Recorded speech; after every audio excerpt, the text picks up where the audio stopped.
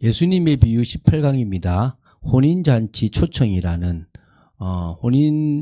혼인잔치와 관계된 비유죠. 그죠? 마태복음 22장 2절부터 14절 말씀입니다. 좀 길지만 한 목소리로 우리가 합독하겠습니다.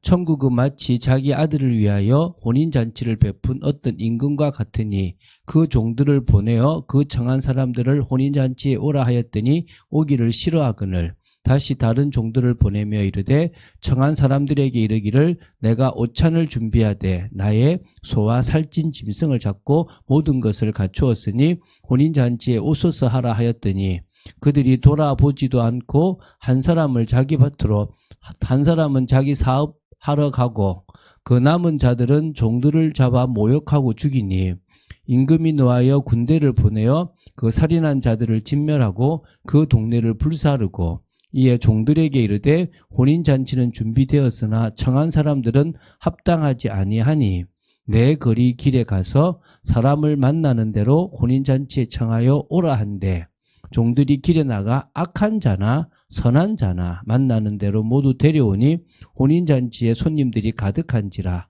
임금이 손님들을 보러 들어올새 거기서 예복을 입지 않은 한 사람을 보고 이르되 친구여 어찌하여 예복을 입지 않고 여기 들어왔느냐 하니 그가 아무 말도 못하거늘 임금이 사환들에게 말하되 그 손발을 묶어 바깥 어두운 데에 내던지라 거기서 슬피 울며 이를 갈게 되리라 하니라 청함을 받은 자는 많되 택함을 입은 자는 적으니라. 아멘.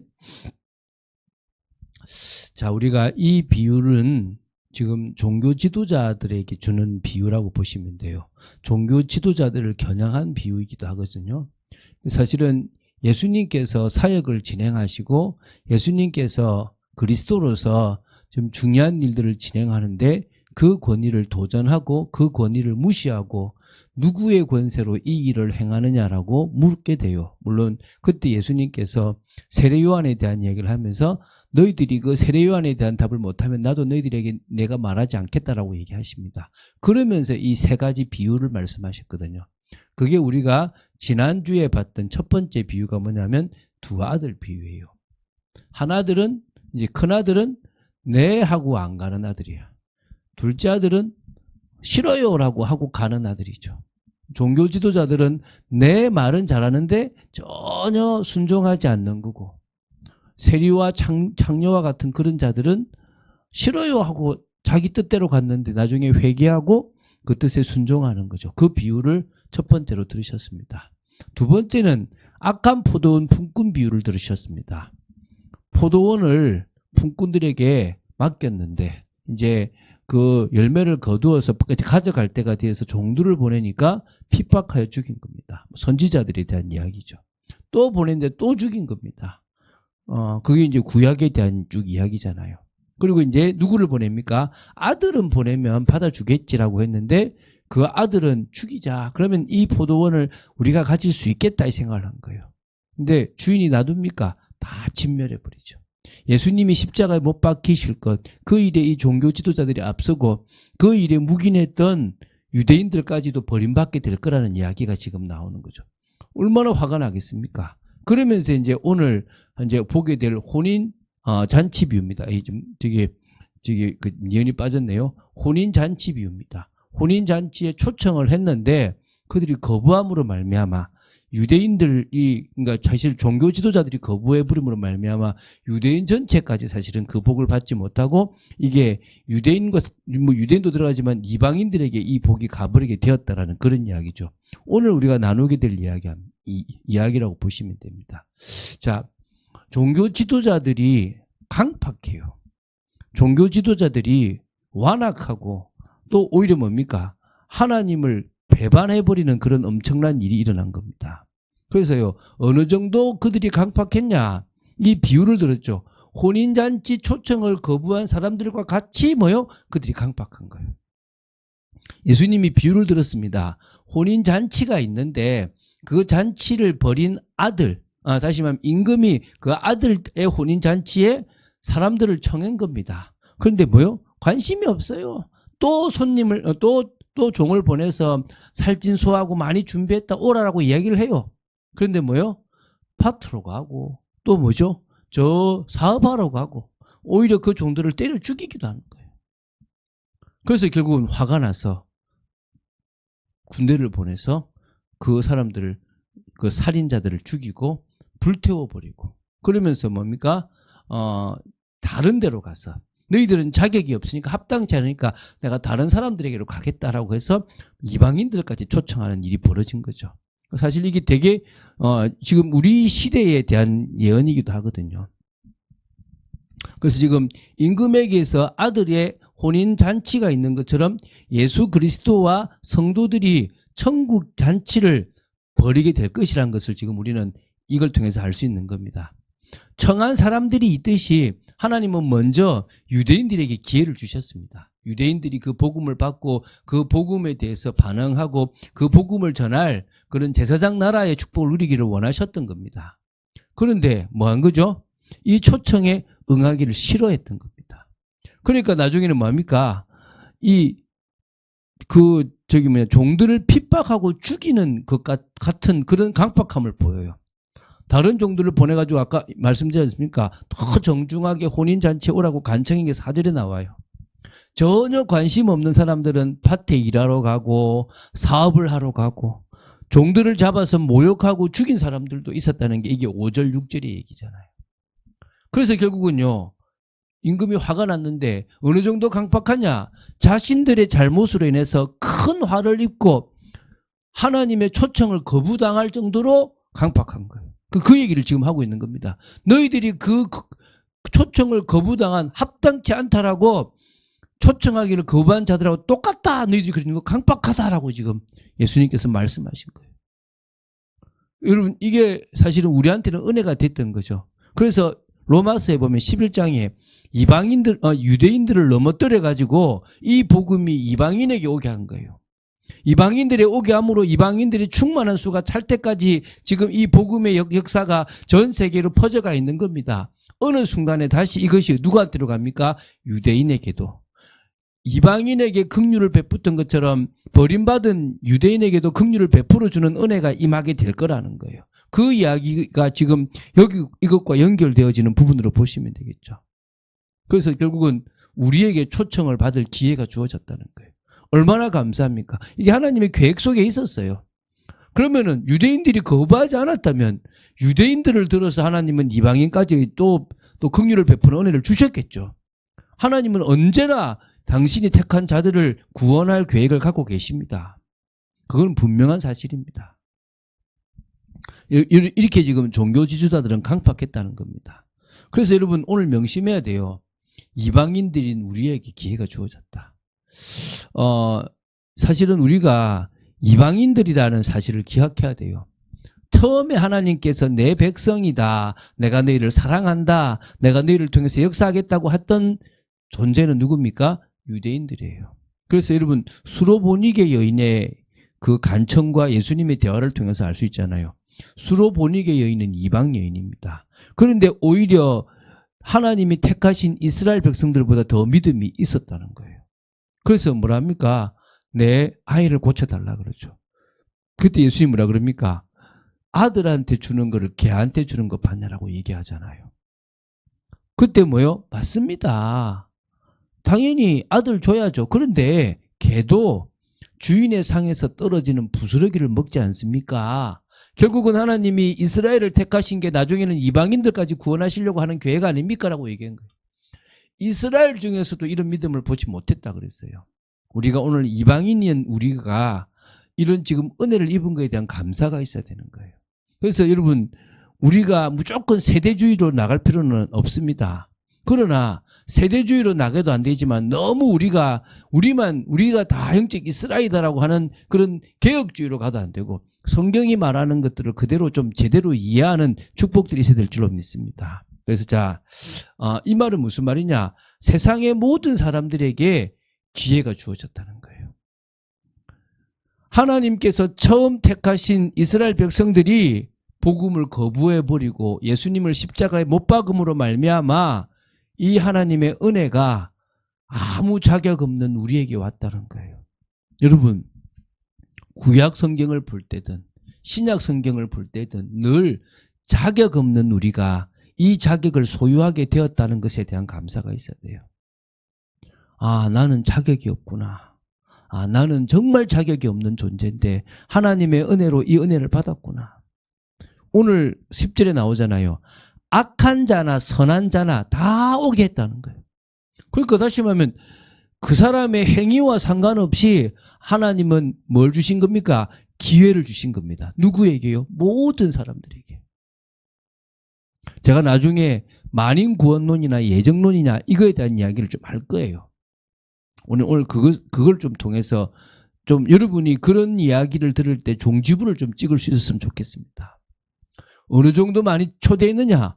혼인잔치에 손님들이 가득할 정도로 많은 사람들이 모였습니다. 종들이 얼마나 열심히 뛰었는지 다 온 거예요. 그런데요, 이 당시에 중요한 게 뭐냐면 예복이 필요하다는 거예요. 혼인잔치에 초청할 때 그냥 하는 게 아니라 이 옷을 입고 오십시오라고 하는 게 있다는 거예요. 다시 말하면 그 혼인잔치를 주관하는 사람은 옷을 간단한 옷을 다 나누어줘서 종들로 하여금 그 옷을 입고 오게 한다는 거예요. 그럼 이 옷은 뭘 의미합니까? 이 예복은 예수 그리스도를 믿음으로 말미암아 칭이라는 거룩한 게 되었다라고 하는 옷이라는 거예요. 예수로 옷 입는다 그러잖아요. 그러니까 결국은 우리가 택함을 받고 우리가 믿음을 가져야만 어디 할 수 있다는 거죠? 혼인잔치에 참여할 수 있다는 거예요. 내가 믿는다 막 착각하는 게 아니라 하나님이 인정하시는 정확한 믿음을 가지고 있어야만 예복을 입은 사람처럼 칭이라고 하는 하나님의 인정을 받을 수가 있는 거예요. 그게 하나님 앞에 나아갈 수 있는 예복이라고 보시면 돼요. 근데 그걸요, 입고 온 사람이 있는데 없는 사람도 있다는 거예요.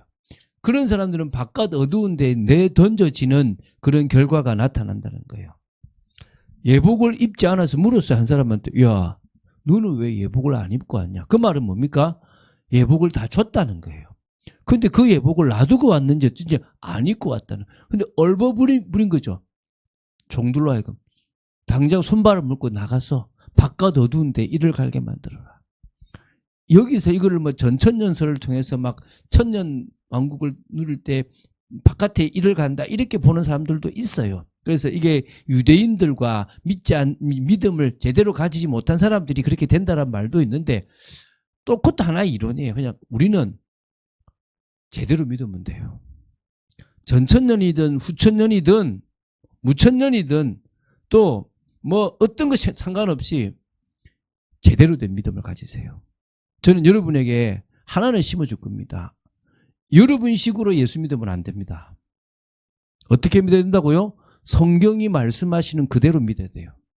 아, 나는 종이구나. 주님이 나를 피로 값주고 사신 주님이 내 인생의 진정한 주인이구나. 주님의 인생을 내가 살지 못하고 아직도 내 인생을 추구하고 내 거를 추구한다면 나는 실패 인생이구나. 이거 명심해야 돼요. 우리가 이번 주 말씀처럼 육체의 소욕을 따라가면 성령이 역사 안 해요. 왜 여러분 우리가 악을 행하는 사람들에 대해서 틀렸다라고 말하는 줄 아십니까? 그 사람이 계속 범죄를 해요. 근데 자기는 구원받았다고 착각을 해요. 사역도 해요. 근데 계속 범죄를 하고 그냥 세상의 소욕을 따라간다. 누가 역사 안 한다고요? 성령이 역사 안 해요. 이거는 진리입니다. 성령이 역사 안 하게 돼 있는 거예요. 성령과 뭐였습니까? 육체의 소욕은 서로 부딪혀요. 절대 맞아질 수가 없는 거예요. 이런 부분을 여러분이 아신다면 우리는 내 방법으로 거룩해지려고 하는 게 아니라 성령의 옷을 입고 성령의 역사 속에서 거룩해지는 겁니다. 그 말은 내가 착하게 살기 위해서 성령을 입는 게 아니라 은혜의 자리를 사모하여 성령을 덧입으세요. 예배의 자리를 사모하고 말씀의 자리를 사모하세요. 그러면요, 그 말씀이 여러분 속에서 여러분을 변화시키고 여러분을 살릴 겁니다. 그런데 말씀을 받고 변화된 것처럼 보이는데 막상 제가 좋은 걸 보니까 갖고 싶고 내가 뭔가 저걸 보면 하고 싶고 드러내고 싶을 때가 있더라는 거예요. 그때 우리는 뭡니까? 이런 연약한 존재입니다. 하나님을 위해서 먼저 살기 원합니다라고 고백하시면 돼요. 그럴 때 우리는요, 예복을 입은 사람이 되는 거예요. 충분히 기회가 주어졌는데도 준비되지 않았다면 쫓겨나서 슬피 울며 이를 갈게 된다는 거예요. 그래서 이런 결론이 나오잖아요. 청함을 받은 자는 많되 택함을 입은 자는 적으니라. 이게 되게 중요한 말입니다. 와라, 와라고 하는 사람은 많은데 택함을 입은 사람, 택정함을 입은 사람은 적다는 거예요. 자, 그럼 여기서 우리가 볼 게 뭡니까? 다 와라라고 하는 만인 구원론이 있고, 그 뭡니까? 택함을 입었다라고 하는 예정론이 있어요. 뭐가 맞는 거냐? 사실은요, 이 두 개가 같이 공존을 해야 될 부분이 있다는 거예요. 하나님은 지금도 모든 사람을 향하여 오라라고 외치는 겁니다. 오라라고 외치는데요. 중요한 거는 80억 인구가 아무도 못 와요. 이해가 되십니까? 하나님은 모든 사람에게 구원의 기회를 주시고 싶고 천국 자체로 초대하고 싶지만 영혼이 죽은 사람, 영적 감각이 없는 사람은 어떻게 된다고요? 자기 힘으로 하나님 앞으로 나아갈 수가 없어요. 잠시 자기 동기를 가지고 교회에 나올 수는 있어요. 자기가 믿는다고 자기 방식으로 착각할 수는 있어요.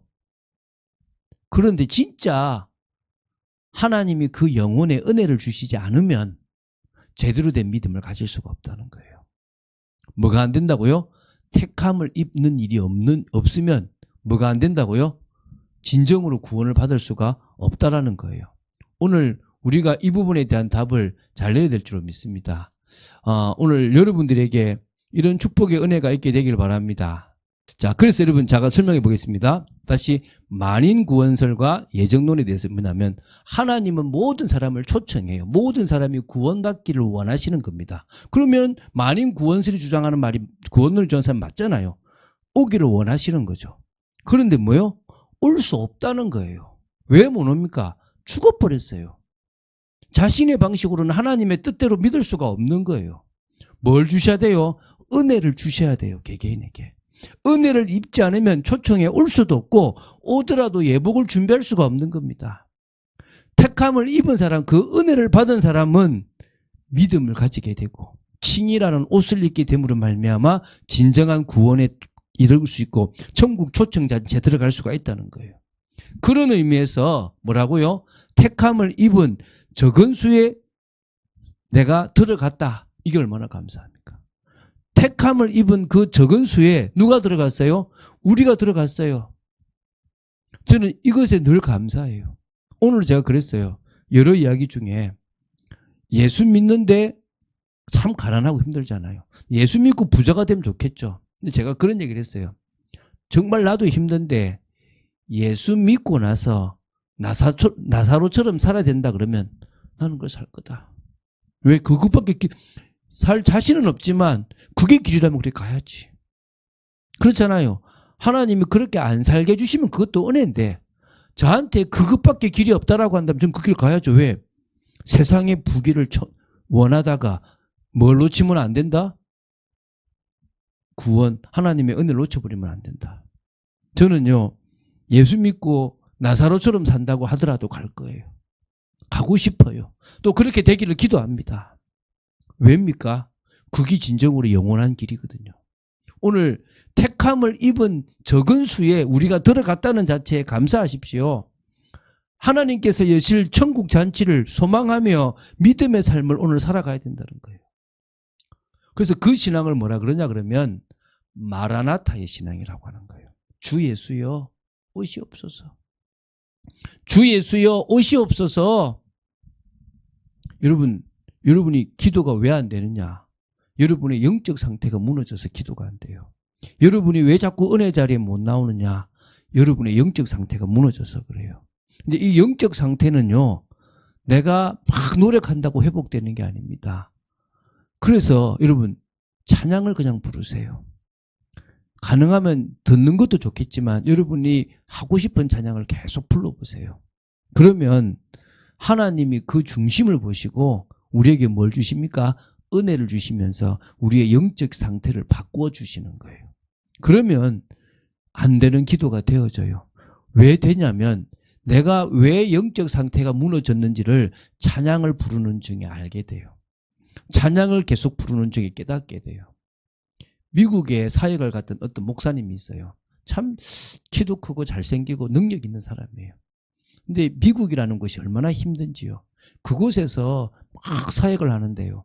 열심히 뛰는데 무너지기 시작하는 거예요. 누가 무너지죠? 자기가 무너지는 거예요. 기도도 안 되고 모든 게 안 되는 거예요. 그때 이 사람이 뭐 했느냐? 찬송가를 펴서 1장부터 부르기 시작한 거예요. 1장 부르고 2장 부르고 3장 부르고 쭉 부르는데요. 100몇 장쯤 가니까 이제 회복이 되기 시작하는 거예요. 내가 어떤 동기를 가지고 있었고 내가 어떤 상태에 되었는지. 저는요 그거 알고 있었거든요. 제가 찬양을 왜 자꾸 부르느냐. 저도 영적 상태가 무너질 때가 많아요. 솔직히 죄송합니다. 저도 다른 여러 가지 유혹될 때가 많아요. 그럼 그 찬송을 계속 부릅니다. 그거 말고 다른 답은 없어요. 오늘 우리가 그 은혜 속에서 회복되고 그러는 중에 이 세상의 게 아니라 이 세상을 살아가는 나는 계속 무너질 수밖에 없기 때문에 주님이 오시면 이런 갈등의 시간은 끝난다. 주님이 오시면 이런 힘든 시기는 끝이 난다.